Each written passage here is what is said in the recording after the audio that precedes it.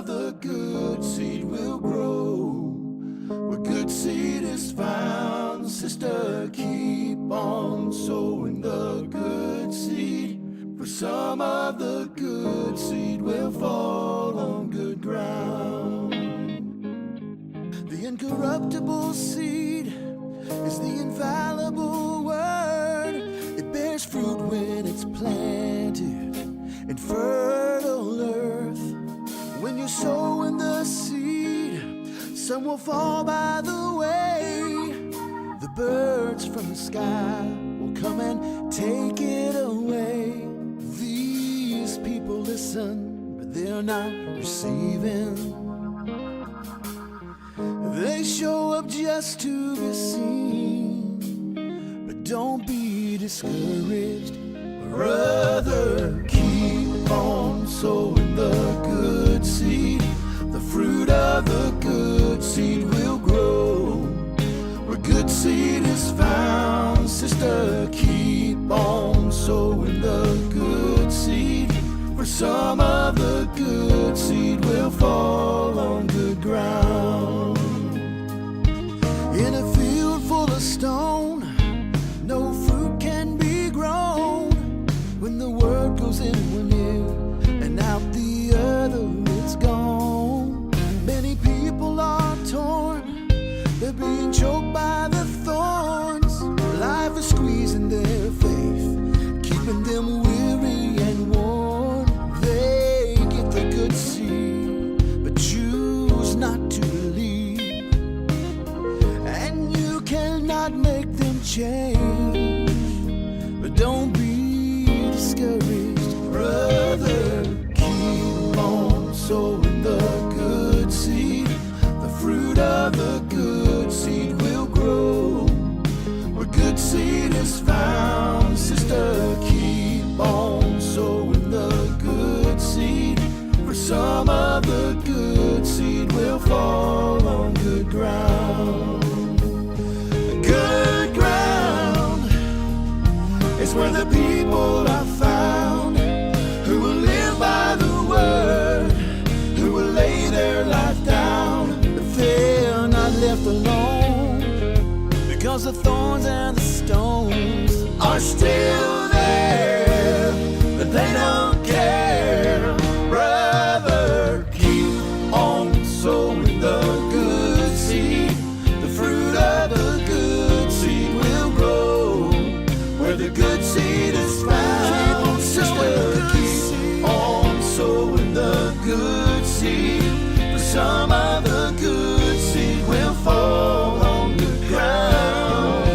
Brother, keep on sowing the good seed. The fruit of the good seed will grow. Where the good seed is found, sister, keep on sowing the good seed. For some of the good seed will fall on good ground. For some of the good seed will fall on good ground.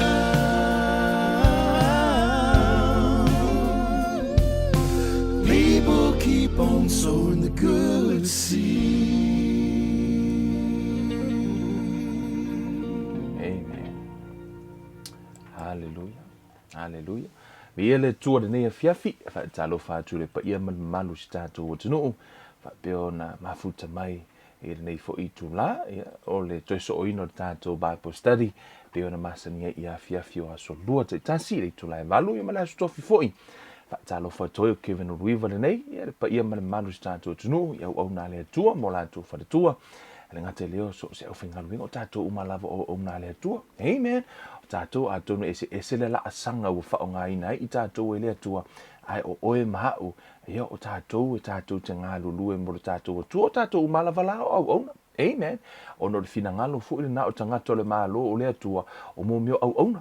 Amen.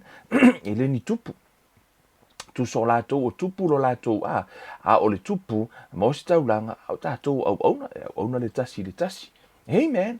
Hallelujah. Vi ele tu nei tu la fa talo fa tu ai ya te auto malava fa talo fa tu foi ya i le ainga fa pepele ya ke riso ya le leitu po family. Inai Martin Palmerston North. Asa fa peo na mo fu i se ava no e ma futa i foi ma le fa nau ya tau le a foi ya choko ya mali. Ana yo tu fa fine te mai ta ilena ya Sala o Sarai o Ruth ya Rachel. Sa fa peo na mo ma ftanga ma futa i foi le po na po ya ma fai tau sanga fa tasi ma fa malu si au de tasi ale tasi. Amen.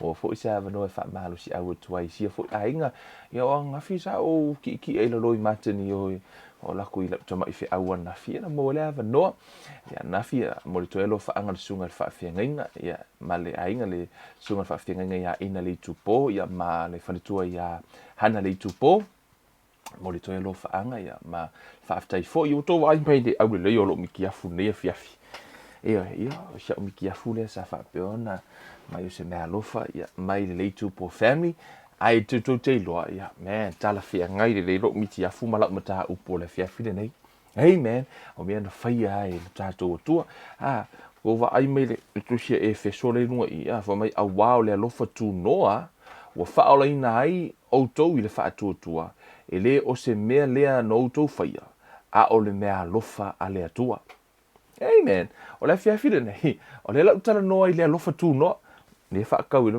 foi upula le fe kau le o le mai o lo miti afu male mo le toelo fa anga ya fa talo fa tu foi le sunga mi si copa peleti ya ma le mafuta mai foi ya sa le mosa vanoa ya to tele ni si foi tanto ainga lo o ilalo o lo o no fo malala fo ile vai ngo o New Zealand I Martin ya sa ya na po ya ele I mo se te mi tato te mafuta I ona wa o pupu lava ya na ya o fu fuanga ma polo kalame ya pe amalanga e se tu fo ya to tu di mai lava a wona I misir tato Bible study e fia lava me ka ke alu ai e kuri marka ko Bible study ya ona e se le ta u o le me o vala au ina ile tua ya fo ina ava noa sa unia le tua se isi ava noa tātou toi wheloa iai. Fa talo fa toi fo I le sunga ia Ferretti mo o Ferra, fa awhitai mo le anga le lei, ma le alofa ngia fo I lo ni tangata o iai fo I lo I Wellington, le lo I Martin.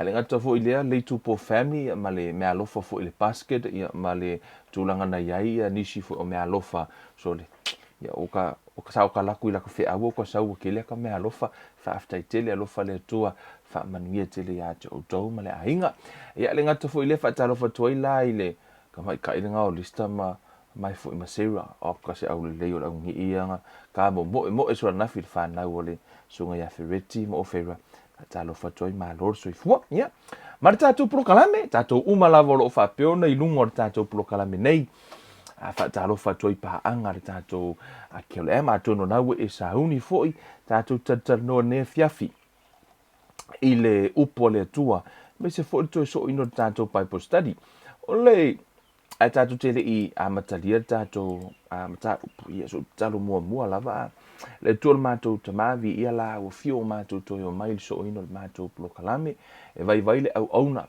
ai fa mo ta mai lo wanganga se e lo fangia lo wanganga pa ia se e fa nga ina lo nei tangato se me fa nga luenga fa peona feta lai o ia o I ma fa tonu la o fio tama se e ave e sia le puni mata yo mato mata ia fa peona fa popula I mato I fa linga Father unveil the scripture Father open our eyes to see and our heart to receive ia fa peona nga luelo wanganga ia ina se loto ai mai se ia pa u I se ele le lei ina ia pala mafua mai I se mele lei e vi ia hai la ua fio fa manuia mai o le mato onga le ia fiafi ono le suafo o Yesu Keriso o le mavala au tu ai nei amene ma amene o lo o so pele tato plo kalame mai lava I le vai aso na se I mavai atu nei o lo o tata no pele Natura o le atua fo I le atua I le vaaia amen tele nisi o tali tonungo nisi I le atua la tau te tali tonu o le atua ita le atua ia te I la tau to tele fo nisi o I la tau o lo o fesilingia le atua molona faa maoni amen e pei lava o le mea le na fai e lau Israelu I le atua ina ua au mai e le atua ia Israelu mai tonu ai kupito tele o vavenga na whai ai e le atua, na whai ai le atua I tangata nei. Ai ino ua atu tangata nei tutonu o le a. I tutonu o le vau. Wa le mawhai e le atua na toe ngalue ai. For mai wa lātou wha ono I le atua, I le wha piritania for mai, they limit the Almighty. Wa lātou tau fia po wa lātou wha tapula aina le atua, mai le ngalue o le atua, o le fesili, ai se a. O na lātou te le malama I le Natura o le atua. Lātou te le iloa o le atua e alofa. Lātou te le o iloa foi o le atua e whai vāvenga. Lātou te le o iloa foi winga ma le Natura o le atua. O le mafua anga le nā lai ono lātou wa limitinga e pena lātou whaatapula aina le ngalue o le atua. Se vai o le atua fo mai le ise me le mawhai e le atua na te whaia mea uma. Amen. Ai le mawhai e le atua na whaise me tangata Israelu ono le maha ao loto. Amen. One of the thing e lai ona le mawhai e le atua na ngalue hai, ona e le o malama tangata I le atua, lātou te le o ilo le atua, e o lawa fo I a tātou Kirisiano.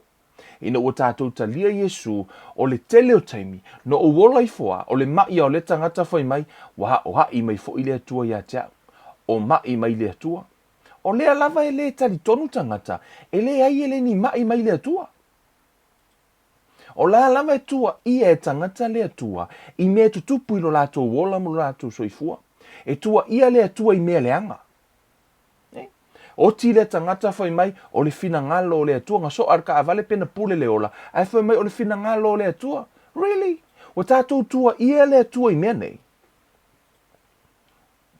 Le ala la tātou tatala noa, o le vaenga le ala ina utoe alu e toe a, toe tala noa ma a vatu le atua o le tuspaia.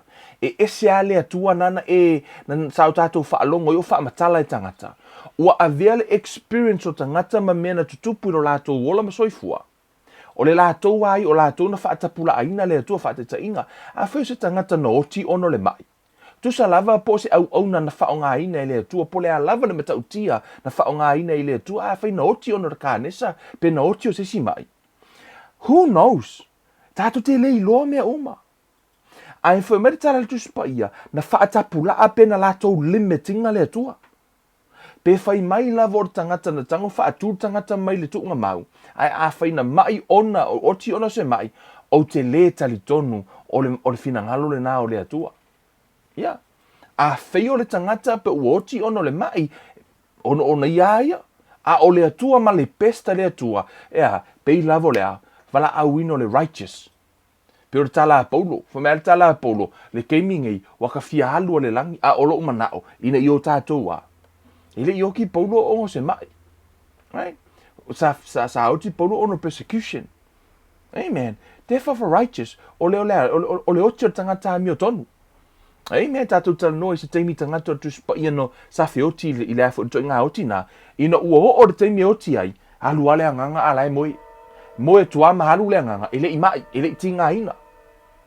O le tangata la le nā, na hola I manuia o le atua, ngā o ar keime e afo e wala au I le atua, ngā lua, a ele I eise mea ngā mai ai, wa kole le atua e alu. Therefore for righteous. O le oti le tangata a mio tonu. Peo no whai atu le la atatu to e fo I e afo ino le mea. Tata noa fo I le fiongpa I a le atua. Amen. Tātou o tātou te wa ai le Natura o le atua. Na utana noa lai le mercy o le atua. Po le alofa muti vale o le atua. O le afiafi le nei. O le la utala noa I le alofa tunoa. Ese le alofa muti vale le na utala noa ai. A le la utala noa I le alofa tunoa o le atua. Amen. The mercy and the love of God. I tono tuspa ia. E le tasi se alofa I tono tuspa ia. Amen. E tolu I tu ai ngā alofa le tono tuspa ia. O le alofa o le. E whaingoa ino le thilo e. O le alofa lea. O le alofa lea alofa I le tina I lana whanau. Le tina I lona atalii. I lana tama. Po le tamai lona atalii. Ia o le alofa fo I la alofa I le tama I titi lona matua. E whaingoa ina la o le thilo e. Yo po le alofa le nā, o le alofa I tutono le ainga I le vāo le ta māmala na whānau, po mātua mana tō whānau, o le alofa la le nā. O le alofa la le nā, e uma. Po le ala vale alofa le lo matua ia marifafine fo ilana tama. A fai e ilo na tali fa te inga. A fai e se tali o to ina e a foi. E fa alongo ma le lei mata mai. E ilo na tali e vai vai. E ile te me vai lua ina ile alofa ta maloa ilana fa nau. Fo mai ola upele le la. Ia, o le alofa fatangata. E ile lava le a foi. E fai vale si le sta matiti. Ni ana to te iloa. Foi mai kusa ma o ko lo vai no ele tusa to te fiu e fai mai te o tusa le to vai mai lo fa nau e ia alta mai te si de lo lo fa na lo lista mai ti sa o te lo fa ai ia lo fa fa pito ilesi le lo fa na o le filo o le alofa le to tonu le ainga e forta mai titi e alofa yona matua ai si dia tu lona alofa ilon tina ia pe si di fo ilona alofa ilon tama e fa au lona alofa ilesi. Right? Fa pena la o le alofa la na e fa ingoina le tuspa ia o le thilo o le isi alofa i tonu le tuspa ia o le alofa o le tama i le teine ia po le alofa le fa le ununga lei o le alofa la le na e fa ingoina le eros o le alofa la le na le te fa alongo ai ia e mafua ona o le isi vaenga tele i tonu o le alofa le na ono le tūlanga tau feusua inga ma tūlanga na o lai involve ma tonu o lai a fia i malea ma le mea tau flesh o le satisfying o le tino e iai la ngona ma emotion ai la vea i tonu ma le vahenga le na o le alofa la le na e whaingoina e isi o le eros e whaingoina le tuspa ia o le alofa la le na le eros ia po le alofa la na fui le a o neina teimi fatu a mi te ale tama malteine Allah ki va ai o le kupe mai o kupe ron ki nga alunga nga mai ave fanga ile he o lako uri ma mia mai ave la ingor kenga le alofa le na e tau mafai e malo ia le o le alofa le na fa ingo le euros le ma kwa ia teira le si ile po a ko kala ngo usu nga luenga alu moi o le kama fai la vai fa amalia le tenia i nga ko kadie wanga fu mo isi o si nei le levo ngar keming ke fungar ki nga kala ngor ke le fongi la fungar mo e no fa penget ke fonga I love you baby yeah ya wo ki nga kala ala vai yes yeah I love you foi mai lo yeah you hang up foi mai le si ku mai no you hang up o hang up inga o ka usu po la we hang up oh okay let's hang up together 1 2 3 yeah yeah I love you ho ko ki wala wo pisi afa wo le sino ole alofa la lena ole eros ole alofa le ole tama I le teini amen mai pilio ki le fongi la so ho ile ole alofa la le ole alofa ole atua e faino ina le tuspa I ole acapella o le alofa tunoa o le alofa ma nei fa sa mo ina to ina sa mo o le alofa le atua o le alofa tu tasi e le ono se mena e faia pena ele lei pena ele anga e alofa la le atua o le alofa le atua e tutusa le leia ia I le atua le tangata le anga ma le tangata le lei tutusa le lei na tala no tuspa ia fa meia na te fa osolo na la I tangata le anga fa tasi matangata le lei na te fa to ina fo le timu I tangata le anga matangata le lei tutusa uma I le atua amen how many of you know o le manava le ea na te manava I le teimi le nei o le manava ea fo le na la manava le tangata fa sho tangata o le alofa na o le atua o vai e manava ngi ko kong ko kusa le o ke sengi anga ke manava inga la fo e manava tangata le anga le o ke seni ele fa penga manga o le kari o le tu o ke sengi ai o kungi nga fo ingai kanga mele tu la suila le e ko ke manga va ku le anga le ala ngai ya fo si e va ku ka mai ke si le ko ke manga va si ko fio ki kwai ele fa pena le tu o le e ai ta si le ta tu te mana vaina la fo e mana va tangata na amen le alofa le na o le atua o le ola foi ina ua e ola mai le tai ao o lo malosi na iai tutusa le leia lo malosi na iai ma le malosi o tangata fasio tangata ma tangata ambio le anga ma tangata ngasana la foi alofa iai le atua amen ana ita iai le atua wa leva nga fioki ya pe ana fa pe o to inga atua le tato ma fofau wa le atua le ma fofau le si kango ile ko fasioki la fa pe ala to o le atua fasio tangata no le ale tele o tatou mea leanga e le itango ale atua e whailana wha amasinonga. Amen. Asea, e alofa le atua ia te tatou. Amen. Ole ke le o le alofo le atua, e le umano ufa matalaina. Amen.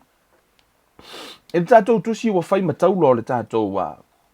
Te mana oe. Whamatala tu spa i o lo whapea ona whetalai mai o Iova. Awana imita mita le tangata poto inona poto. Awana imita mita le tangata malosi inona malosi. Awana imita mita fo ile mau oa i ana oloa. O a o le mita mita, i nā mita mita ia o ia, i le nei mea, ina ua mawhau fau o ia, ma ua i loa au lava o Iova, o le whaia le alofa, ma le wha amasinonga, ma le ami o tonu i le lalolangi, a wā o mea ia o te fia iai, o lo o whetalai mai ai Iova. Ia e loa Iova, o le whaia le alofa o le atua, o ia o le tupu anga o le alofa. O le a lava se alofa e te vaaia i te tonu o tuspa ia pe te vaaia i se tangata. Tasi o le tupu anga o le alofa na tupu mai i le atua le alofa. E le ai a whai o i o le tupu anga o le alofa. E le ai ala se alofa e sili atu i le alofa o le atua. Ono o i o le source o le alofa. A whai e te manatu e alofa lo tamai a te oimolo tina. Let me tell you something. That's nothing. Le kai wha akusa lia ka mai alofa o lo ki ngā moro ka mai a oi i le alofa o le atua. Le mawhai, e no whatu ia te oi, e le mawhai e lo ta mamolo tina i lo la alofa le nā, le alofa thilo po le alofa le nā ta mai, e le mawhai na tutusa ma le alofa o le atua. Amen. Wa ova ai i mātua, wa whetu ala tō whanau. Ia. O te iloa fo inisi o tau o le mai mua mai, sa ta lafo na whetu e o tō mātua o tau. Laulu tō ai vā lea, tātou ai vale wa o mea umanga ka lafo i unga kākou. Lo kākou vai. Lo kākou le mawhai o se mea. O upu leanga oma sa ta lafo i lungo o tero tātou. Wewa ai kuspa ia wa lafo le atua se upu ia te oi. Pa ua whai e le atua se. O le atua o le alofa ia. A o le nei wa a fia le image o le atua ono lea, o le vai o nei o tātou mātua, i o mai lātou o e sa ilunga ato tātou. O le lātou tau singa e te tātou whaafetai i le atua o te leo whaale au ngā ina. Ai le aise matua i lalo le lale nei, e silino nā alofa i a te oina i lo o le alofa o le atua. Ia, a tolu naifa mai leisi, e le tala tangata whaapea a le aile atua, a i le tina, let me tell you something, e le aise teimi e le aise atua. O te le i o ina e ule nā tala wha mai, a le aise atua tono le a inga, a o la e aile. So o se teimi la, o la i aile atua. E sa o lai fo le tātou la ngona langa o le telo teimi le o va aia le atua. A o pe ua hui mai le tinalo na alofa, au te whati e te oi, le kai whaakusalia le alofa lo tinai e te oi le alofa o le atua. Amen. O le alofa i le tātou oi, o le atua la. I te tono le tuspa ia. God is love. O le atua, o ia o le alofa. Ai, o le alofa, ele o ia o se atua. God is love, but love is not God. O ne toa tele ni si e whaapea o le alofa o le atua. Le ai, o le alofa, ele o ia o se atua. A o le atua, o ia lava o le alofa, o ia ora, le tupunga mai le alofa. Ia tātou tatanoa, e wana ona nofo le lafo, i lauwa aile nai to tonu tu spa ia i le atua. O le atua tonu tu se auenga le tātou wa aia ilo na alofa muti vale. Le whamare tu se auenga au wae le fia o ia e whaapua ngā, pe whaati ngā ina tangata. E le loto i ai le atua. E le mana o le atua e wa ai mai, o lai te ti ngā ina, masafa o ini mai o le tino. That's not his heart and that's not his will. Po le a lava le me whai mai tangata. According to my Bible, that's not my God. E le o lo ua tua le nā le tu tonu le tuspa ia. O lo ua tua le tonu le tuspa ia. O le atua e alofa, ma alofa muti vale. O le alofa e tu noa. Amen. Ma na ia le scripture re lungo lau. Le lungo lo miti a full time nei a. A tātou whai tau me whamai. A wao le alofa tu noa ua whaaola ina ai o tau i le whaatua. E le o se mea lea no tau whaia, a o le mea alofa le atua. Amen. I le aima sau mea ngā whaia i le whaoratanga. Hallelujah. E ke kaule i Kausia se kula fongo se kasi pe ongo so lelei ne ai na alofa mai ale atua ia te utom ole atua la malona alofa tunoa o mana tua no fa longo se tasio tala o tala no fa longo ai e se tasio tama e fa inga luenga la tama le ile awala train station fo ile o ia la na te fesuia ia mo meo laina o laina e alu ile mo le train o la le te me alu atu le train fo ile o ia nga ke switchinga le afo ile awala e la tu meo le o le train sui awala alu ai ona pe o ile le afo le fe taula inga o afo e fe pasia e mo meo no fo afi po train fo le nei New Zealand ma o tamala le sa fa inga luenga ina no ola malona tali la tu lo le sia solo na tali la o la vai e ta alolo na tali ima te iwa lau finga luenga te malo e vai tu ngal te malo i lo na tali o lau ta mo e lo na tali i lungo le mena i mo le a wala train o la o atu train le taimi na le wo le taimi e fe su ya i ai leina ile va ai la le tamale sa no foi lunga i wa va ai tu tamalo le na lo na tali o te tasela tali o tamalo vai tu tamalo lo nga kali ile le ko kongo le train le to tono linga fo ia le uta mo ina tama titi alu watu wale o atu train fo ile o tamalo ala o ia o tama alofa ile ilo na tali ai ina wa va ai atu le tamalo ile o mai o train a ona le faia la na ngā luenga ea e whioki umaka ngaka i o mai le train ia e whetau i pe wheto ai train ia ma whioti umatangata lai to tonu e lua la whifilinga nei le mawhau o ta maloa a ona tango e la vea ilo nā tali pena te tango e tā ofi le whepasia inga pe a ona whaia o le mea o le atopu o le a la vea ia lo nā tali ai a whaina te la vea ia lo nā tali e wheto ai train nei to tele tangata whioti o le ala i le tamā alofa le e alofa ilo nā tali i le vaaia to le tamā alo ilo nā tali to tasi alo nā tali ma le vaaia kunga o le kamā aloa o le ko akele o ka ngaka i o mai kongo o la fo tele ola i e lungo le train o na tango lola i o le tamā aloa whaila na filfilinga o lana filfilinga na whai o no lo ua tali e to atasi o le a o tango ya sacrifice lo ua tali ina ia mawhaina fiola umal pase se le ilungo le train na tu ua le tamā lolo na tali e oti e ilungo le ai whai pele au wala ina ia mawhai o na whipasia ia ina ua oti lo na tali o na o au mai eila i o se whi au po se ata mo tātou e wha pe nā le alofa tunoa o le atua o le alofa na whai e le atua na ia au mai elo na alo pele e to tasi ina ia le whanu a se tasi e wha tua ia te ia e le oiloa lai le to atelo tangata o lai lungo le train le mea na whai e le tamalo ilo nā tali no one knows la enjoy e tangata ia le whapasia ingo train malo lato leiloa o le te lei o le tauna totongi e le tamaloa lea te le tauna totongi e lo nā tali o le na oti lo nā tali ono lea sacrifice lo tama ina ia feola umatangata nei mai se fe au mo tātou sa utala no ile mercy o le atua o lona alofa muti vale lea waia le whaia ile whai unga po waia le whaia ai se mea e tala whia ngai mo oe ma ile tusa mara tātou wanga sala mara tātou no nofo ai tele i o mea no tātou whaia wa le whaia e le atua le a fo fa salanga e pe le leo ai la tu nei lunga le au wala ai te iwa wa ku lo ka vale lo masau a fe lima se fulu le speed limit ai te ua e over ma le lima se fulu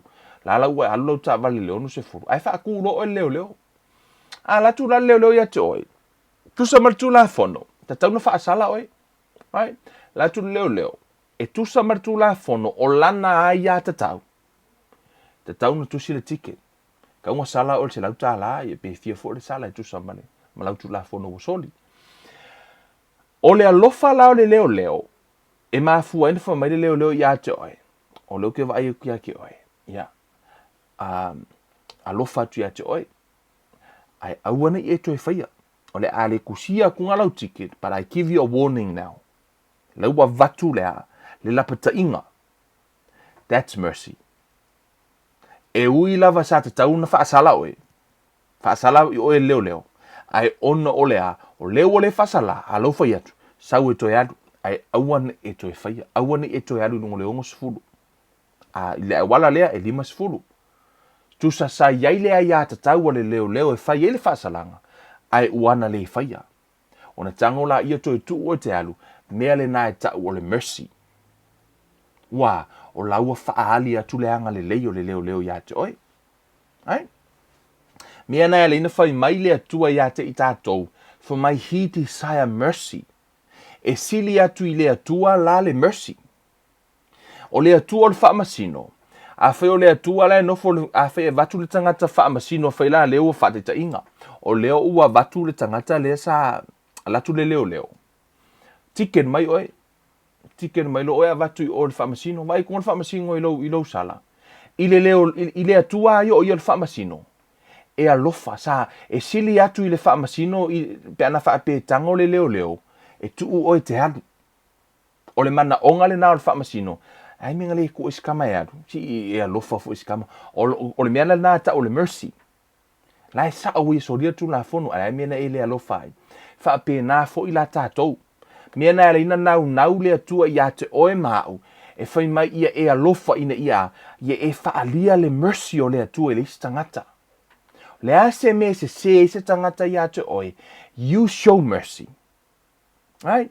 Ia e anga le le iai o lona na fina ngalo. O le atua le tātou te au auna iai. O le atua le na o le atua ALOFA TUNOA.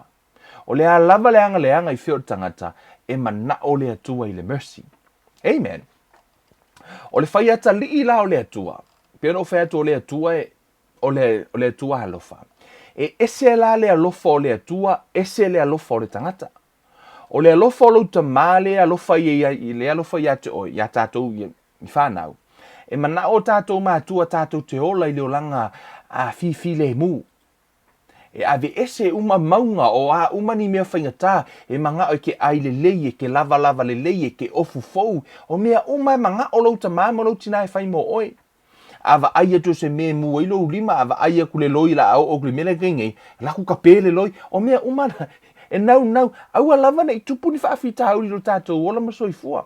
O le alofa le nā, o le alofa whaatangata. O le alofa la o le atua lo na ALOFA TUNOA, e iei le whainga o lo na alofa.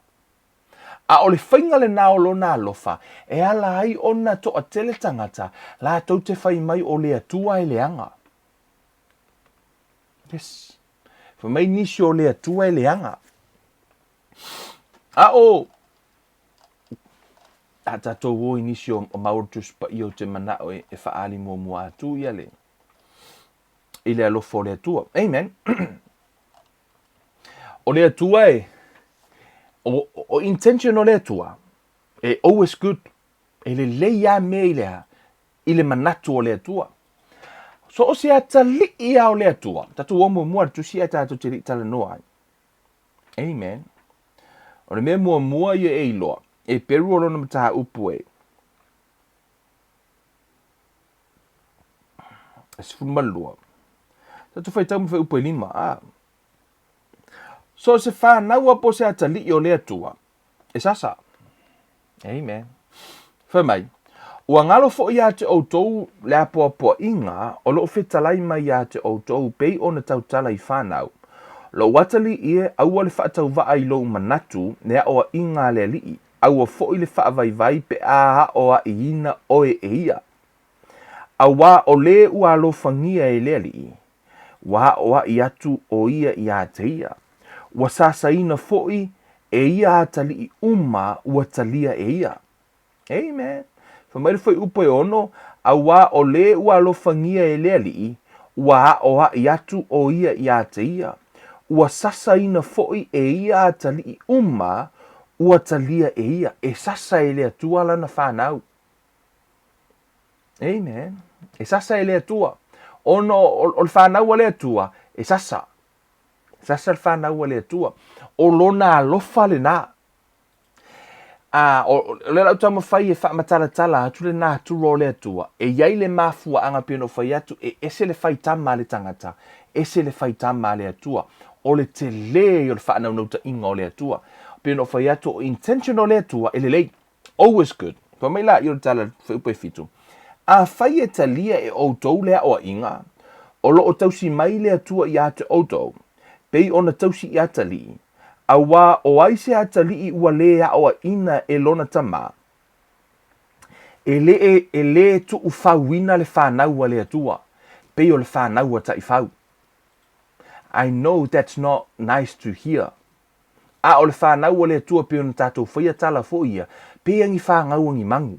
Ono le whanau a manu. E tu u fau. E le tu ua iaise upu. E le whawhanga ina pea o hai le whanau a manu. Whanau a pua.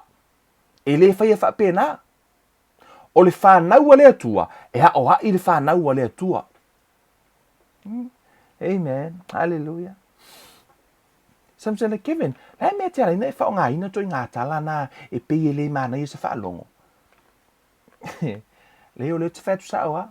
O le whanau a manu. E le o ia. Mea nā lina tātou whaia le tala. Fua mai i whanau i stangata le o ia. Pei ni whanau ni manu. Whaatu sai se ha. Whanau a manu e le o ia. But pretty much, o le kero whangau a mangu e o ai. Yeah. E kango le mangu wa o langa i lafo. Lesi mangu pe whawhenga lele. Whaatonu le mea whai. Yeah. E whaatonu le manu nā po. A le telo whanau istangata. Ma tua lea o ia. O le atua la. O lana whai whanau. Ma lia lau loto ma lau fina ngalo. Po le a lava lau matangitangi ma lau. No cry baby foi lele. Le ai o le atua. Ea o ha ilana whanau. E ke fiu e ke alo mai le sasa le atua. O le alofa o le atua, e ala ina o hai lana whanau. E sasa la. O le stangata, e o le maa ale ia. O skama i kala e whai kangi. So mai Kevin, lo wha maua lunga ia. O kala. No, e les wha maua lunga. O le upatu spaya. E tatu tanu ai, e sasa le whanau a le atua. Amen. Hallelujah. How many of you know o le alofa o le atua e tele? O tele lau tātou e pei atala noa i mō mio o mataha upu fo i e oso i mō mio kuspam. Kala ngoa loi me kau prosperity ma blessings o le atua. Oh, amen. Praise the Lord. Ola se maka uki o le amen a lesi. God is good. Fa pe ngā fu i le maka uki o le. Le si inga o li mo ka ngaka pea kala ngoi maka upu ngā.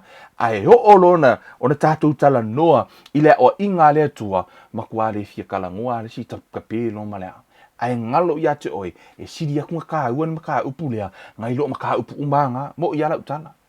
Ono o i o le taatia ai lea lo wala i le manuia. Te roa le upa tuspa ia o lo wala i le manuia o whaafita uri.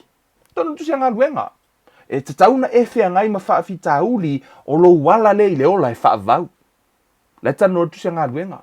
Tele la tangata e pei atala noa atu i whaafita uri ma lea o inga le atua. E le fia iai a o le alofa le nā o le atua. Amen. O le alofa o le atua. The truth will set you free. Amen. A tonu e mafa lau tala noa i le alofa. Au e te papole ai. Amen. A ia e whaalongo pole ase me tano tua i le atua i ate oi. Au te mana o tau i ate oi. E alofa le atua i ate oi. Whai upa i whamai. A wāfoi. Sa i te tātou ta mā o tātou tino. O e nā o hai mai a te tātou. Sa tātou whaalongo i ai. Ai le siri ea i se ona tātou siusi tai i le ta mā o tātou anganga. Tātou te olai. A wā o i lātou na lātou wa o ai mai. E a te tātou ina iaso i titi ino lātou whaitalia. Pei ta i ane o ia. Ua o ai mai o ia e ao ngā ia i tātou. Ina ia tofu sia i tātou i lana a mio le lei. E mafua o le ese esenga lao lea o inga lea tua. O le tangata e na te tango sasalo na ta lii ono le mea se the mistake. O lea tua e sasalo na ta lii ono le anga sala. O le ese esenga la le na o le sasa lea tua ma le sasa le tangata. o le tangata, a o ina saulo na tali i wa pa uai pena latu e ki, mai se vai e sauka mai ki pa u le ipu.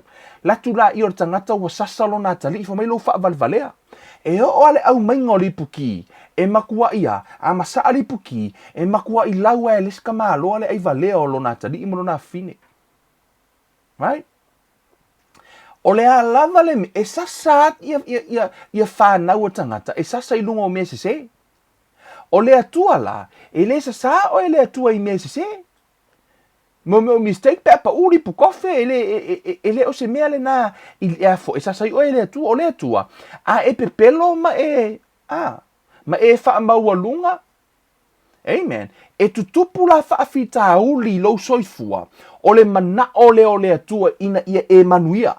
Pe no fai atu o intention o le atua, e le lei o le alofa leo o le atua. Amen. Le lau tala noa atu i lona natura alofa. Amen. Ele o se natura alofa fo ele mili o e whaapea. Ka lo fai. Ia umaloa. E alofa le atua o le makua ke lea o le alofa. How many of you know o le atua sili atu lona poto le tangata? Sili atu le poto le atua le au wala i loa i oe learn, na i lo le au wala i loa i o matua. Tele isi matua e le sa sala to whanau, which is a whai o lona te tonunga ia. A le upatuspa ia o le wa tuula na sasa wa le alofa o ia i no natali. Fa mai, sasa lo watali ina ia lavia ia mai o ia i se ori o le matua alofa la. A pepelo lo natali, na te sasa i no natali. Asea, sasa ina ia lavia ia mai se ori. O le teimile nei, lo utatanunga i totonu o se ori, o le kele i o mākua, o kele i o whangaura, uko kongo se ori, o laua koe complaini lako mākua, fo mai, lea menga le, a vea i mākau le loku, lea le menga le, o ia i mākau le pepelo. Right?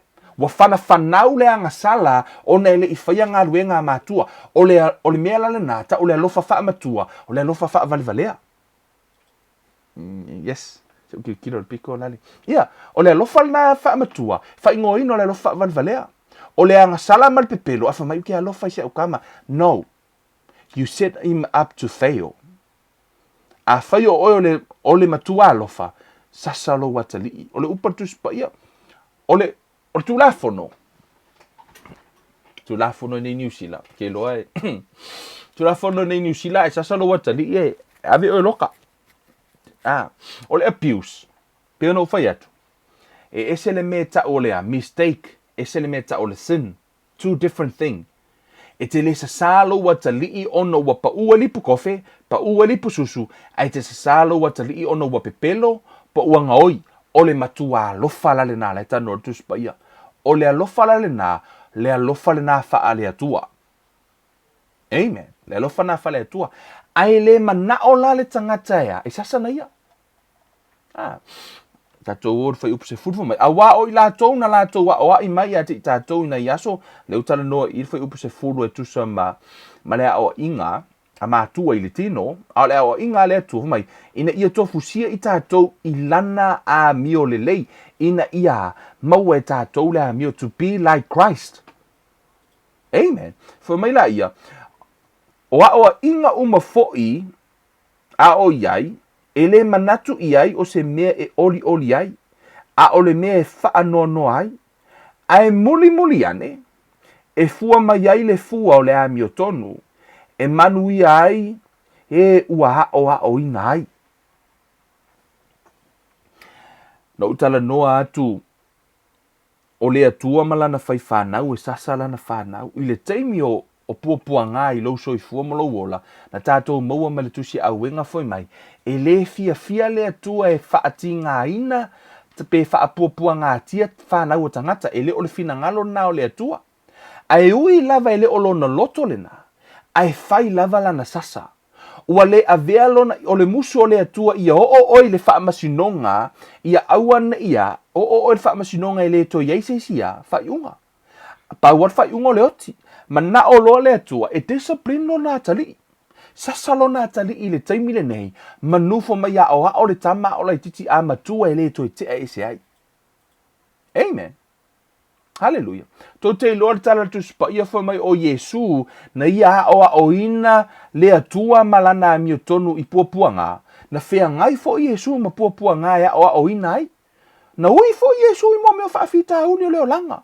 Le ai se mea o le tuspa ia, whamata tuspa ia, le ai se toftofonga e le toftofoina Yesu, toftofonga o malava, ma whaafita uni o leo langa, o inana I loa ai e Yesu, learn. O le tele I o le misconception o Yesu, le teimine nei, ma natu nistangata o Yesu na whanau ma ia, o I o le atua e poto ma, o le tele I te whaitau tuspa ia fo mai ua tupu le tino o le tama, ma ua tupu fo I le poto. Which mean, e le I whanau mai Yesu wa I loa kau kala whaahipu. Pena whanau mai Yesu o supernatural. Na whanau mai Yesu, pei lavo le tangata. Ia, pei lavo tātou. Sa learn Yesu pe whaafea, a ko ngai se kemi ngam whai Yesu e ai. A lua kwa sipungi misi na nguku ale anga umai a. Te mi ola titi Yesu. E le I ola mai Yesu o supernatural uma mena whai Yesu. No. Na ola mai Yesu e peo tātou, na whanau mai, sa kangi fo Yesu ia. Ia, aina sa vale ku Yesu laku pa kangi, po le alava, because na ola e peo tangata, le eise me le itupu ia te oi le itupu ia Yesu. Mea na ere na whamertala tuspa ia, e relate o ia te tātou uma, aisea, ona na ola fo I le olanga. Amen. No tō whaitau tuspa ia na fia ai. Amen. Eise taimi o e fia ai ai. Ele te me lo fia ai o whawhita auri, it's a problem. Pe a whaite fia ai. No tō whaita tuspa ia whamena whaamativa ina. Sa ola mativa. Ia, ina ia whaata mau ainga ina oe. O leo mafu angana na whaamativa hai. So o whaawhita auri umala leo langa. Na tutupu fo ila leo lo Yesu aisea. Na manao ina ia. Mawale manuia. Ele isau Yesu si kipi le principle leo le tuspa ia. No, ele isi kipi a Yesu le principle lea. Na ola hai, ma oa oina, na ia I lolo na tama, ma ia oa oina, le ola whaapa ia ina, I lalo whaafita hauli. Ma mea na tutupu ilo na ola. Io venga lai kiki mea Yesu whako a whangau mai, ai oa, su e solo mea ola Yesu nga run for Yesu, ia nga, run for his life. Ore Yesu a kākou, ngai whai kauru kuspaia, ngai fore keimi ngā, o kangaka la whasio kia whamai wā, wo sola. O ia ngā hangi for Yesu, ia, kuli e kangaka. Ia, o tō vai te tuspa I whamai no atu ma maala kau ai Yesu. Ai whamai wā, whaafiofi mai Yesu sola. We e taonora o put in your mind, le teimi watu intangata. Ka ilo yake oia, o au ia sa, le teimi na, sa, kelengi ke vunga lau ko kongo le mea, lau ve vesi fo, lau whait fusu anga fo ilele. Inga ua o loa la ua mosi ngā vango ke solai. Man, kwa I fiwa ka ngaka I kulia unu ngaka I mia. Asia, I run for my life. Langa uka mo ke ua fasi a ua ki inga. So I run for my life. E whape nā fo ilale a. Whape nā fo ilale ila fo Yesu. Ina ua sau Yesu. So e ka ngaka ia whaitau tuspa ia. La fo ina ngangi Yesu ia. So e mea ola Yesu. Sea, na ola fo I peo tātou. He run for his life. Amen. For me ano one le yo na taingi. O le tele la o le misconception o Yesu po o le mafau tangata. E pena whanau ma Yesu o laua. No. Na fia ai na fia inu. Amen. Na fia moe. Na le lava. Na maua umai tona tuspa ia. Na peia o Kevin. Paualong ese no o Yesu e whamaong ia o Kevin whaale whamaong kid. O Yesu e whamaong. Amen. O e ala no o mele ato Yesu. Ona tutusa leile alofa o le atua I lona atali o Yesu. Lona atali to atasi. Ma lona alofa ia te oi. Le aise ese esenga. No different. Yeah. Le aise ese esenga o le alofa o le atua. Ia te oi. Ma lona alofa na alofa I lona atali. A whaina ui Yesu I puapuanga. Whape na foi oi. Aise a. Ono lona alofa. Love. Amen. A wala ni o tato ma fo favori le ngasau Yesu e maka ukia le. No. He also learned how to speak. Fumelo tala tuspa ia. Ua tupu le poto maletino o le tama. Ua tau le leia fo ua lofangia o ia le atua atoa matangata. Lona winga. Sa tupu lona poto. Sa alu Yesu a o pe whawhenga whai kau. He learned how to speak Hebrew and speak Greek. Langa alu Yesu learn language. Ina ia mawhaina pe ia oe maa. Ka kouke a. E whai tau fo ina ia tātou tupu le poto malama. Alofangia ele atua matangata. Na ile teimina sa sauai. O la fo ina ola Yesu ina ia approve ele atua. e le i whaapena sauro Iesu approve le atua, no, na ui fo Iesu, ina ia mawhai ona ia whaatino ina uma mea uma, ina ia mawhai ona approve le atua, ale na ave fo iai toftofonga, ave i lungo le a, sa toftofoina, ave i le iu fia ai fo mai a fo o le alo le atua, fetalai maa, toftofonga uma na ave iai, le fo na le toftofoina i tātou, a ualani i tātou whai mai ua mawhai a Iesu, tātou te mawhai a foi, ai sea, ono le wha malo si mai o ke riso, amen. Whamed whai upas fumalua, o le mea lea, i nā whaamalo si a ia i lima ua ngangase, ma turi vai ua vai. Amen. Tō atu i tua le tusi a kene se. O le mta upa lima se furu. Na whai ele miti al tama leo o Iosefa. Whaapupu le tala. Whamele miti a Iosefa. Le ona wa ia. O le masina o le la ma fitu. La ifo ya te ia. Ye o fo i lana miti saito ina tutu o fusi saito. Fo mai o fusi saito na usoma na ifo i lana fusi saito. Sa na faali ele tua tau nuunga po le mele na ave ele tua i tamale o Iosefa. Mo ila to ele ilo le tala. Sa faula i o uso e to sfulma tasio o Iosefa. O Iosefa e to sfulua el fana o Jakopo. Na faula ia la tau te wha o le leanga ia Iosefa. Peita i o reupena na ia la vea ia wha mai. Tātou wha tau le tama. Aur fasia le tama i oti. Aur fasio tia. Wha tau i le au. Wha tau la i o le tama. Na o ia na o le tama o Iosefa i o i aikupito. Mai kanana, leo o Iosefa i o i aikupito. Amen. How many of you know o le atua e va ai le luma nai? Amen. E mafua na tutupu mea i lo soifua mo lo wola, o ne va ai le atua i le luma nai. Amen. O le tusi, le upar tuspa ia, for mai tala tuspa ia, o Iosefa, let's hear for mai, o Iosefa, o le ata li i lea nā lofangia. Nā lofa e ese a lea lofa o ta maloa leo ai, o Jakopo i lo nā tali i lea, e sili, e whaapito i lea lofa. Amen. O le alofa leo ai, o le alofa o te malo leo Jakopo, e sili ai Iosefa i lana whanau uma, me lei uma e whai ai. O le, e whaapito la le alofa o Jakopo, o ifo e te ilo ai, le alofa o le tangata alofa ngia. Amen. O le te auru te fia watua, o le tangata e alofa ngia, o le tangata le nai te le puapua ngai tupu ilo na ola mulon soifua. Yeah. Ono o le tama leo Iosefa, nā alofangia. O le mea fole nā lai, ona au mai e le atua le ata lea, te le puapua ngā na o ilo na ola. Na ave le tama na whaatau le tama i kupito. Ina ua o le tama i tupiko, i kupito whai ma au na Potifara. Ina ua alu le tala whaapupu o le toa lua Potifara, sa whaapena ia fauina se vaenga leanga, po se mea leanga i le tama lea. Na manao e momoe ma Iosefa. Ai laku ia Iosefa. E siri atu no matau Iosefa i le atua. Amen. E le i whaaleanga ina la pe le i angasala Iosefa i lumo le atua. I le a wha matau atu i le afoi. I le tau mawhai atu ar whawhine le ea. E whaise me ina i ala momoe ma Iosefa. Ua kango whau ia ma fuina ho o Iosefa i whalpuipui. Ho fo Iosefa i whalpuipui. O tala tu spa ia fo mai na iai le atua. Amen. Man tua mai o tau. O le tamai alofangia. Lena angaleanga ina e o na uso. Amen. Fai ei tala leanga ia whaatau e o na uso. Te lei o mea leanga na fai i le tama le o le tangata alofangia. O leo te lei loa, po ahani mea nei le mafau o Iosefa. Pa o le upa i le tutoro tuspa ia, le ei mase mea leanga nei le roto o le tama lea. Ina ua ave i o e whaatau. Avatu i o le whare pui, te leo whaitau tuspa ia wha mai ngā whaliu Iosefa mai le ai ele i kupu me. He never justify.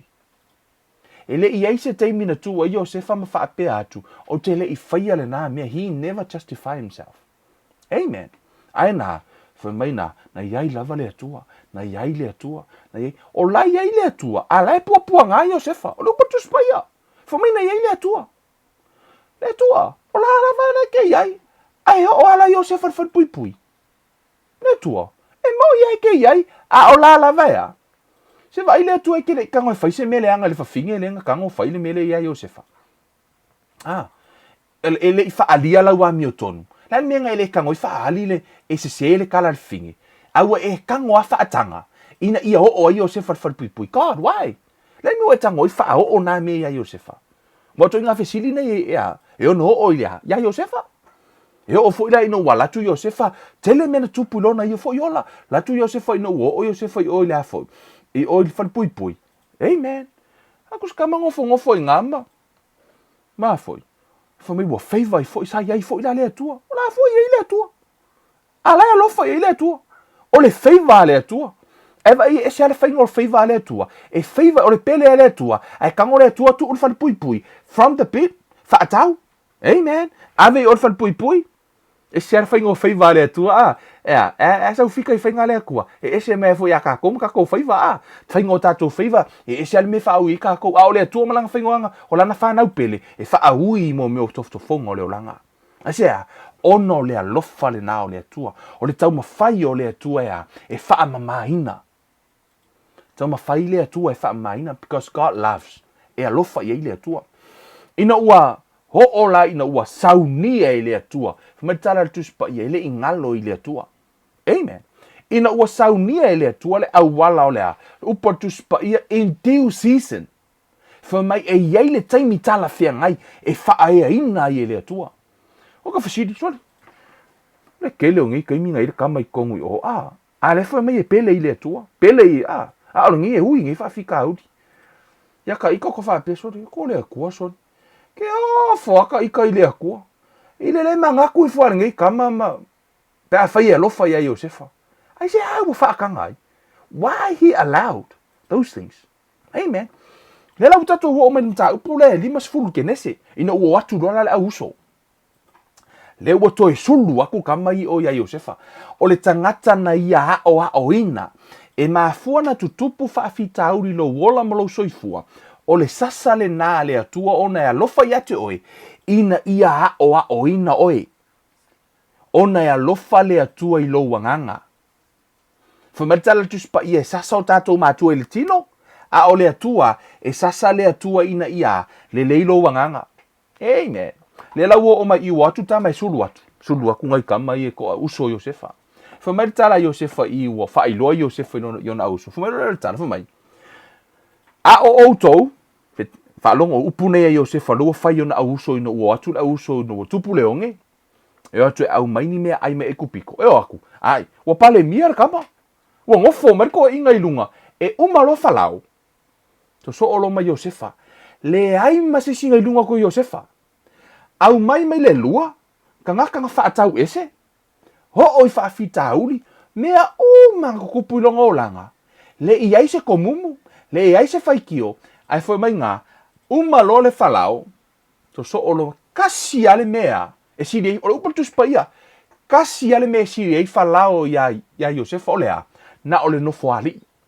Nga ole ngofo ale nga ngofo ai ai fo, ia whalao, pauanga ole mea nga siri ei whalao ia ai fo. Ya Iosefa. Nga ngofo ali. O mea oma. Pule Iosefa. Nga ole ngofo ali ia. E sidi ai Farao. O ior tupu. Tupu ia Farao. Amen. O le tangata e alofa i le atua. Ai ese ale whainga o le alofa o le atua. Amen. E ese a mai le alofa ngai lo mafufau. Ma kako alofa. Kako ke wha pele a tātou whanau. O le atua. Na te le wha pele ala na whanau, e pele i le atua, whamai e na te le manao ea, e le ima ngao le aku e wha ki ngā inga Iosefa, yeah, be honest, o le upatus pa ia whamai ea, e le manao o ia e wha apua ngā whanau o tangata, that's not his will. Ai o le manao le atua ina ia manuia Iosefa, na manao le atua ina ia palemia Iosefa, na manao i le atua, ai e le mea lai mangao le atua e adjust, le angor kama i mimika. Yeah, e mimika Iosefa. Wewe ike ilo al mimika inga ua va aile dream. Sai warka mai kiki makwale ese ma fau fau sa mai. Oi, ma ua aile le masinga man feku. O va ai. Sau fa makala mimika la va henga ia. Wewe aile winga ka mimika. Right? Me nga ringa sau fa makala langa miki. Langa lai mimika fo ile fa pe o ia wasili ifo. Amen. Ko kelo ka fa mai. Hiri mimika. Lai sa mimika. Lenga sau fa makala I kama fo mai. Ho ai nga makua, wa sau va ai kunga, wa sau wa foi. Wa pe wa mimika ka melanga miki fo mai ngo va ai le fe ku ma le masinga, mama a foi. ma me o afe fe ku wa ifo mai anga ia tu so ole winga mimita na ole ko lo mimika fa maulunga ole pride ole mimita ole fa maulunga me fula na le mimika ku kanga le ko fa ui se ikau ka pela mimika le se ikau ave ese le mimika le e alofa ile atua ona afo e te ele atua tangata mimita tangata fa maulunga ai fo wa ilo na alofa tunoa ile loto maulalo amen a faila ngai mo o se mimika le on fa maulunga me na ele fia la le atua mimita me na tot fa maulunga ole mimita le tal no le le kom faile ko me konga sa kamale sa pe fa he ho le kau awor kamal ho wa ifo ma le fe ku ma ma singa ya kau he o ale la wa ifo ma ya ngai yo o ko fusi saiko ai se ko inga e kangolo le ko mai ma ngai la miki e si furu mo ala o fa ko afa ngai lo amen fa au iro le tua o la ina popua ngatia oi fo mai lo tala yo se fa i fo mai o tou amen e tangata i lungo oi la tu te fia ni mele anga i lo wola mo lo soifua e fai tangata e fa e allow de le tu e fa tanga le tu mele anga na tu puno wola he allow it mo se umo ko fa makala ku foi menga kupu lo wolanga o le kele yo kanga ka fa le ko ngunga ngo yo nunga sol o le kele ia se o se kin fa o kala kwa ai na fona tupu ya te oi fa mai la ia o tou tala le Josefa o tou na faitonga fiti e o tou ia leanga ia uminga o ko fainga ia o leanga hey man how many of you know o le intention na le langi makangakanga la ko ke fainga ia e leanga hey man manga ia yo ni menga ila le fomai o le atua praise God amen o le atua na fina ngalo ia iu ilelelei amen fomai la ia ina ia ina faola ina le nu e totele pei ona tau nu wai i ona ponei amen o Josefa na lave ia umanga isala elu mai leongi lona ainga atoa ina la ina isara elu e kupito o Josefa ile vai taimi lea o ia le na manuia ai tangata nei na manuia ai o na uso manuia umaya manuia le tama lea e alu aku la leo vaenga le waku ingei o le tangata na o aoina ina ua vaaia ai fa maangalo Josefa kasi al vaaia Josefa fa mai launa lea laua nei loa ele ono tangata nei ai na fa atanga ele atua ina ia mafai ona fa mamaina o ia ina ia o le mta upu lea mole lelei. How many of you know beno fayatu God's intention is always good? Always good. Ele lei intention o le atua. E faatanga ele atua me tutupu lo tato wola ma soifua. A o le atua molo na finangalo. E mana o le atua ina i o tato le lei. I tu tonu al tuspa ia lo over tua le tala le. I tu tonu lua korinito. Amen. O tato ilo uma ma tato ilo o kamale o paulo. O ilo tangata faonga ina al tuspa ia, right? Ta se vai tolu tuspa ia nku sia kamale o paulo. Po le apostolo ia paulo. O paulo, na i mena tupu fo le ola marso i fu o paulo. Hallelujah. Fo mele tala tuspa ia. Tato, let's pick up from ela tato fai tau mai lunga i e maua le tali le tala le mele nei te fia vatua paulo ono ela no o mea tangata nei o tuspa ia ono tangata nei na fao ngā ina ele atua ai na tutupu ai faafita auli lo latou wola mo latou soifua amen ai fesili mai te we alofa le atua ia paulo aia ale alofa ia Josefa aia ale me faakanga ia mea ia ko e kari filinga toi mai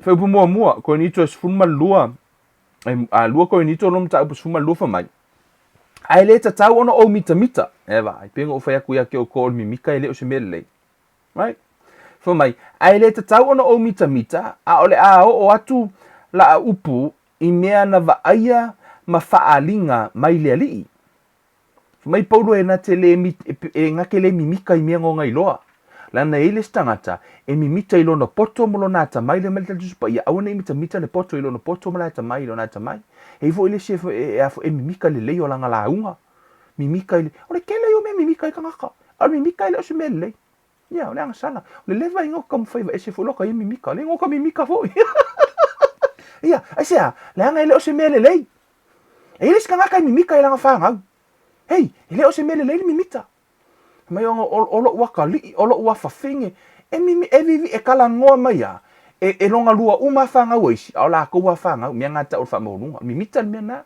e o fo ila ilo poto mo ka mai la ngolo fainga olo ainga mi mika ele le tus pa ia fo me lo fa u po lua o wi lo le tasita ngata o fo me o lo le tasita ngata o ke riso o tasi le se fulu ma le fa o tau sanga talu ona se ngia o ia i le langi tua tolu. O te le iloa pe na i le tino, o te le iloa pe le i le tino, ua sila fia i le atua, o tala lea Paulo. O la lave tala noa Paulo ia te ia fo mai, na o iloa tangata na alu le langi, o te le iloa pe sa i le tino, pe le i le tino, na o le atua na ona iloa. No, inga aya ngaru Paulo, fio, mea umena tupia Paulo, lana langona e Paulo, fo mele fa upo tolu, wo o ilo fo ile ngata, o te le ilo pe na ile tino, o ia pe le ile tino, wo sila fia ile atua, na se ngia o ia ile paradaiso, mana whaalongo i upu e le matauta ua, e le tatau fo i se tangata o na tautala i ai. Amen. Iai upu e le mawhai le tangata na tautala ai. O le matautia le nao, o le langi ma le matautia o le atua. Fo mai la ia. O le nata ngata, o te mita hai, fo mai la Paulo. Langa lai kalanga o Paulo ia ngai, fo mai, ka kaulanga o mi mika re ka ngakaranga. Langa le ai masisi o kounga va ai le langi pengo ko o le langi pe yoha. Pe no fai atu mi mita le o se mere le. Lai matala Paulo. E ka kaulanga o mika re ka ngaka le ngalu le langi. Langa le ai masisi o kounga le langi, o ngalu le langi va ai lea. Le langi tua tolu. 11 years ago. Le la tano i Paulo i. Foi mai la eu tatu paia. O le nata ngata, o te mita hai. Ai o te le mita ia te au. Tau lava o mea ua o vai ai. Amen. Fa upe fafo mai. Na se ngia o ie paradaiso, mana whaalongo i upu e le matauta ua. E le tatau fo i se tangata o na tautala i ai. O le nata ngata o te mita hai. Ai o te le mita ia te au. Tau lava o mea ua o vai ai. O mea ia whamai Paulo e mita ai. E mita i mea e vai ai. E le mita le tangata na alu le langi. Fo mai saka kaunga o mika ingo ua. Maka ukia la ula unga mala uola whaola inga o ai le atua. Amen. E fa mai tala tuspa ia. E mai Paulo. E tau lava o mea o te vai ai. O te mita ai fa mai la ia. Awa a fai ana o fia mita. Po ua le valea hau. Po ua le valea ai. Awa o le upu moni o te whai atu ai. Ai so ia. Ina ne i siri le manato se tasi i a te au, i mea e va ai mai e ia i a te au. Po o mea e whaalongo mai e ia i a te au. Ina ne i whaamaua lunga au, whaalongo le whai upu lea, fitu fa mai. Ina ne i whaamaua lunga au i le sili ese o mea na whaalia mai, sa tu uina mai i a te au le mea matui i le tino, o le a ngelua satani e tui mai i a te au, ina ne i o whaamaualunga. Right?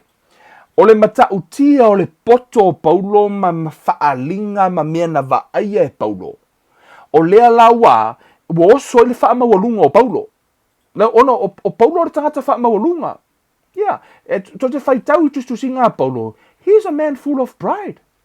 Yeah, o tō vai o Paulo wheshoka ngaka. O ngaka mo ka whaamaualunga mwhinga tala. O lea fo i lai tala o Paulo fo i lenga pōko. Risa ngaka kaunko malo o Paulo whailanga kalanga i lea. Ana i le ostaulanga sili.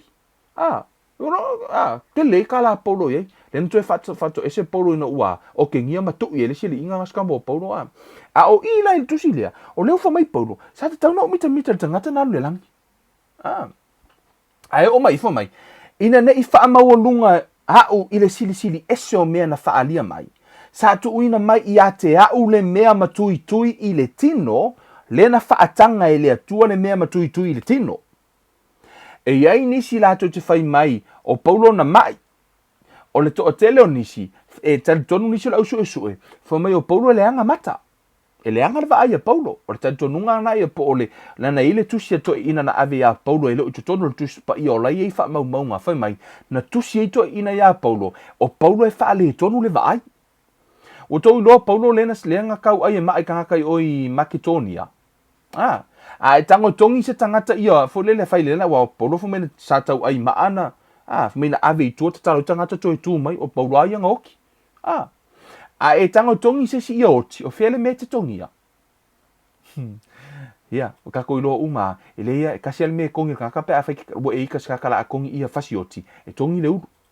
A fai ngakau ai le uru o Paulo ai le anga makos kambo o Paulo ngakau solo ia la ma mianga ngi ko ngaki sianga le ngai o ia Paulo o lela iai mea ia sa fai Paulo e lona tino. Right? O Paulo wa ova le poko o Paulo kele mea Paulo wa kau wha mawalunga i la Paulo wha mawalunga Paulo le kele o mea ia ngake iloa kele wha alinga kele mea makau kia ai wha maritala Paulo sa tu uina mai i a te au le mea matui tui i le tino thorn of the flesh o le mea matui tui o le tino i le whaari liu winga le whenga inga tuai. Right?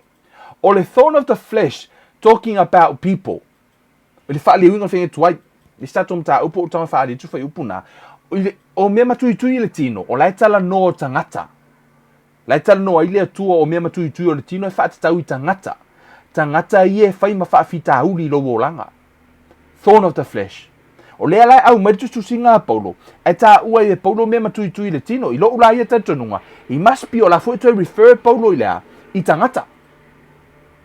Amen. Must be o la fo to refer ia Paulo i tangata ia onisi e la tu te whaleu ino lai refer Paulo i mea leanga o lon tino ia po wherever a ia e loa o lai e imo meo whaafita uli la whenga i Paulo fo mai la i o tal tuspa ia o le angelua satani sa mai le atua. No, lai manino tala Paulo. Ele o le atua lai mai ia fo mea tui.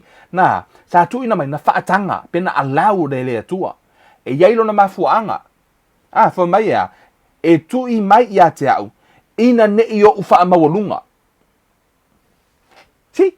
E mafua na tutupu whaafita uli lo wolanga. Ina ia tau fiofia o ilalo mai le mimita ma le wha mawalunga.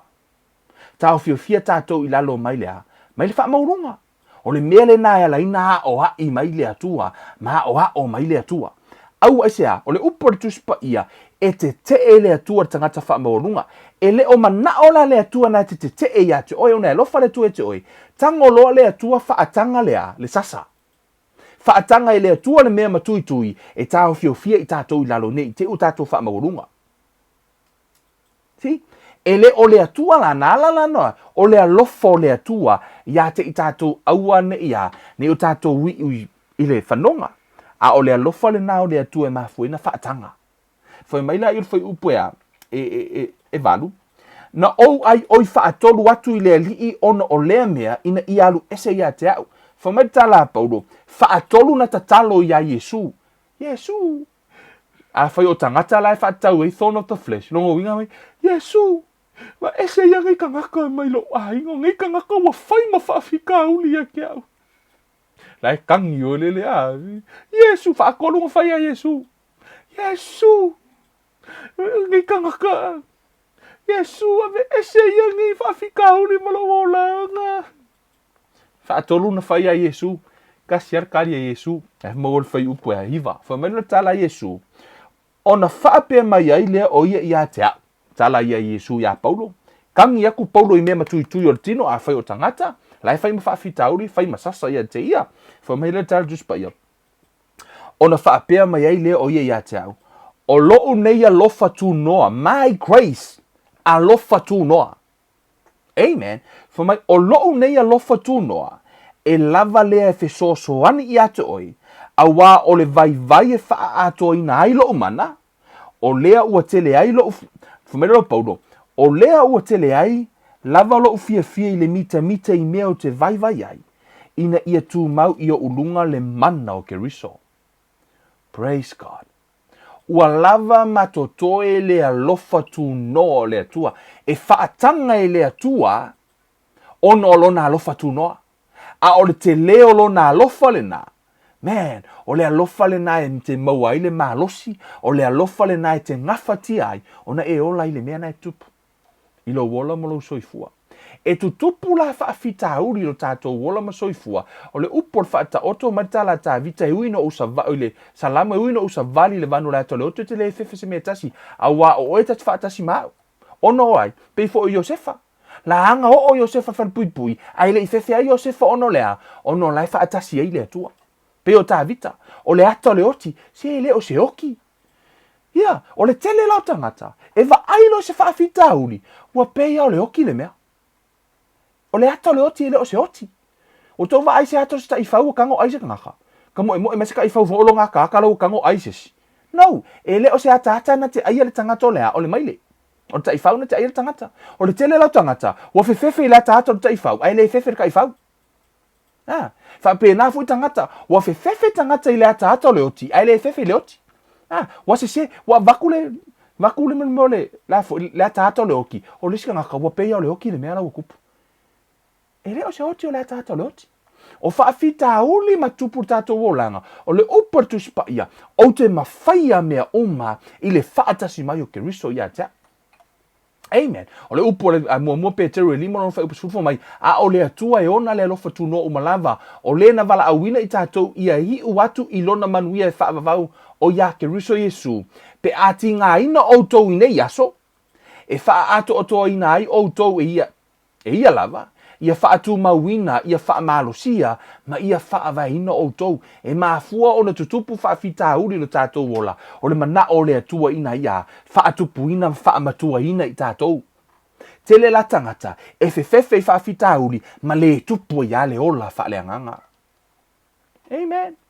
Tele tangata, o le mele na tau fia ai e le atua Israelu mai le ui o le ala pupu ina wave ese mai le atua ai Israelu mai e kupito fo mai e le ala pupu e ui atu i oi Fairphone i oi Palestina i oi Filistia ai fo mai tala le atua ina ne ite o atu feto ai mataua ko e foi o ngai le o kangaka nga o inga sui lo le atua le awala fa ui ai amen fa ui lo le atua i le awala ya fa moe atu ya teia.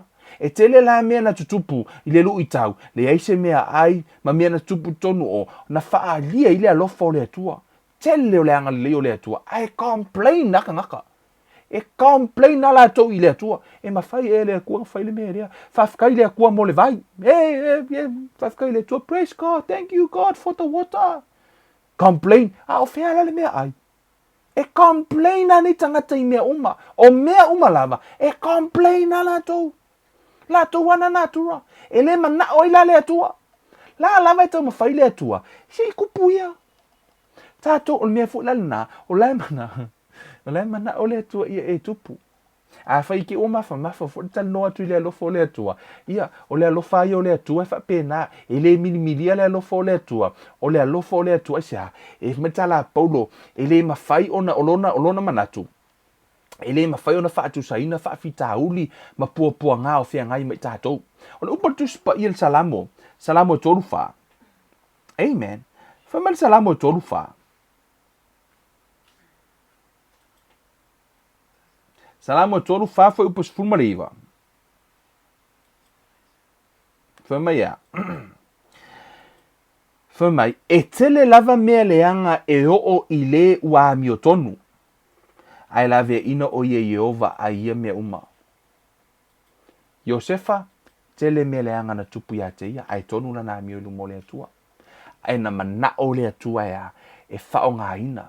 E le mana o le atua e whao ngā ina oe. Amen, o le akua. Ma kua i manga o le akua e whao ngā oe, mo ia. He really wanna use you, he really wanna use me. Lai mana o le atua e whao ngā. O le tele lau tangata, la tau te talo le atua, God, use me. Whawhetai le atua na tele I whao ngā ina oe. Whawhetai le atua pēr whai, you know. Wai, lana a whao ngā oe le teimina nei, he le lope ke ua whale tonu ngai oe, te ua loka ai oe. A wala tua talo I le atua, use me, a e whai le atua, make me usable. Amen. Ye tango e tapena ina hau ina ia mawhai ona e whao ngā ina. Na mana ole tu e wha o ngā Iosefa, ai le I ready Iosefa. Mena na ina tango le tua, se ka penga mo yo se fa au ya o ya le ma fa mo lalo. Inga ia ma faina ia fa nga ina. He really wanna use all of us. Lai mana ole tua fa nga ina umatato. But the problem is we cry to the Lord to use us, but we don't want to make, we don't want him to make us usable. Tato te lo mana ole tua e prune tato ma o ai. E musu le o inga, e musu e sasa. Ai mana o fa nga ina. To a tele tangata e mana o fa nga ina, ai le mana o le sasa le tua, ala unga ku fa mawolunga, wakeva. Atala no atu fa fa maka upule wakeva. E ma keva. Ai manga o la unga. To a tele tangata la to o le standard le mana o tu o pule la. Manga o fa nga ina le tua la unga ku pule la. Au le nau i tu o pule la. Mai pawa nga o standard nga o ku o pule la. A o se upua i se siamia. No, o le to tele lau tangata. E nau i tuol pule la. O le harka ko me mau i kuol pule la. Amen. O le kele i o me whaongain. O le su ese se fulu o le toilet. Yeah. Tono le ngalue ngā le tua. O vaenga uma nai whaongai o le tua. Fufuru le toilet. Whaatulanga uma mea uma. That's all what. O le ta pena o le tua. Fumai te whaamaoni mea itea. Tō fia o e pule i me tele. Amen. Fa fialanga e fa maongi ku fa pula ai kire fa maongi ku fulungo ipu. Me titia ea pasi ai o ko kelo kanga kai manga e fai me kele o le tua e pasi e se ilonga lava e pasi lau APC la loa me la haiti e to fie tato o inai lo ai le tua o le tua e le lei intention o le tua o fa manu yanga le tua le lua peteru tele fa fita urina tupilo wala but let me tell you something. I tono ole lua pe te ruoro na mata upu e tonu. Fa upu iwa. I love this verse. Fa me fa upu iwa. O manuia uma o le atua. Tato uma ye uma manuia o le atua. Le fa tali mai. Ai alan tato le mo ono tato. Fa maulunga. Mo tato te leo ta pena pe. We are not ready. Okay? Fa me le upu tuspa ia. E le fa tuai mai le li I le mea na fola ina mai. Fa apei o le manatu a isi tangata I le fa tuai. Ai pei tai ua ono sai mai lava o ia te tatou. Ono ua le fina ngalo ia whanu se tasi. Ia o uma lava I le salamo. Amen. O le fa tuai mai o le atua I le whaonga ino oe. O le fa tuai mai o le atua I la lava le mea. E eilo na mafuaanga. Ina ia e se I kako salamo. Tatou salamo uma lava. Fa mai le lua koe ni to iwa. Fa mai ia whaamanuia le atua. O le tama o le tatou ri o Yesu ke riso o le tama e ona le alofa muti vale. O le atua fo I ana le whaama whanawhananga uma. O le atua. E sasa le whanau le atua. O le whanau alofala o le alofala na o le atua. O le toa tele o nisi. La tu te vai le alofa o le atua fo I lele. Mili. Wa vai alofa le atua e kango fo hai lunga kali. Amen. Te vai le whaingo le alofa o le atua. A wā ua whaapea lava na alofa o le atua I le lalo langi. Wa ia au mailo na alo pele to tasi. Ina ia le whano se tasi whaatua tua ia te ia. A ia maua le ola e whaavavau. O le alofa o le atua I le lalo langi. Fa mai leo tara tu spa ia. O le atua na alofa mai le atua a o angasala pe I tātou. Amen. E le I whaapea la na whato a alofa le atua ino wa au mai Yesu. No, e se sere na tala. Na alofa le atua ai tātou te a. La lava tātou te angasala. Na ua le vala na alofa le atua ia te tātou. Le awo on te mina whaatau nuu wai le maingo Yesu. Le sau o lona alo a o le atua ia alofa. He loves us. E o ofo ilo nā tali. E le sili ifo le alofa o le atua ia Yesu lo nā tali pele. Na ilo lona alofa ia te oi. Tu tusa le lei. Same love. Agape love. Amen. That's God the Father. Le atua le nama lo nā alofa. Mea fo ina ngā opopua ngā uma ngā kewhia ngai maoi. No excuse. Na tupu uma fo ia Yesu. Amen. O le vaenga mua la nao le alofa o le atua. I kalango fu le ila stofi le si tua le alofa tunoa wai. Fai sin kere kako ka upu le alofa. It's a really big topic. Amen. Le tāua o le alofa o le atua ia te oi. E sasa lana whanau. Ia e tau le lo ma fau. E sasa le atua I lana whanau. Amen. Le tuan mātou ta mawha aftai le nea fiafi. Ia, e laua o malaua o I mai malau whaatonu mai. Ia, faisi mātou whalong ta mai. Te I le wha mawalunga. Ai fo I loa lofa I le lo to mawalalo. Ta mā, O mātou on tangata mimita ma wha maurunga i o ruma. Mātou te mimita I mea mātou te maua. Mātou te mimita ia mātou whanau. Mimita I mea ua mātou maua ma achievements of life. Tama, te ele mimita. Te ele wha maurunga. Ai fōwa ilo ALOFA TUNOA I le loto mawalalo. Tama, ia wha tupuina lau whanau. O se ua wha mawalalo. Ma ia talia lau a inga. Ma ia talia lea ma awa o ina I wha whitauri ma me o tupu ilona ola. Tama, whao ngā ina I lātou tama. Auana I ngata ilo lātou ola. A ia tupuro lātou ola. Ia mawhai ona e whao ngā ina I lātou. Ia olai, ia mauso lātou taui. Ile lātou tau sinionga. Wha malolosi o lātou lima. Ma vai wanga ngase. Ia wha peona wha malosia I lātou. O a wha whitauri. E tutupulo mātou ola. Ele o se me ori ma fiai. Ai au ngā mo I mātou. Peo upole pese, it is well with our soul. Tama, whaamanuia, la ua fio ia te mātou nea whiawhi ono o Yesu o ole me wala au tuaine. Amen, amen. Hallelujah. Amen. Aua e te, manatu whaatau waa I lea o inga le atua. Aua foi, au a me tupule tātou wola ma soifua. Amen. E au ngā, God's intentions are always good. Ele lei ama natu o le atua ia te tātou. Aua nei ngalo ia te oi. Ua manu maloa ia Yesu. O umana whai e ia le tongi ola. Ua manu malo. La fo e mana o te ola manu malo I le olanga le nei. Wha manu ia le atua nei vai aso. Tātou whiloa I le astofi asau nei. I le alofa me le anga le lei o le tātou. Li o Kevin Ruiva le nei. Alofa tele mo oe. Soifua.